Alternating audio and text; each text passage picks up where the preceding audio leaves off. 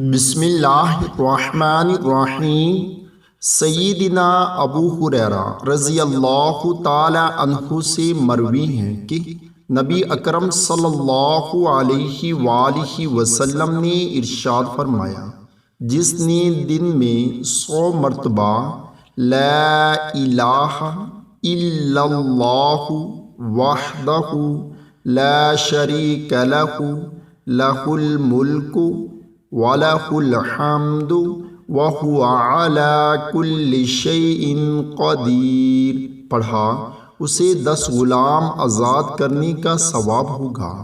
اور اس کے نامہ اعمال میں 100 نیکیاں لکھی جائیں گی، اور 100 گناہ مٹا دیے جائیں گے، اور اس روز شام تک شیطان سے امن میں رہے گا، اور اس سے بہتر کوئی شخص نہ ہوگا لیکن جس نے اس سے بھی زیادہ اسے پڑھا ہو۔ اللہ تعالی ہم سب کو بھی اس پر عمل کرنے کی توفیق عطا فرمائے، آمین۔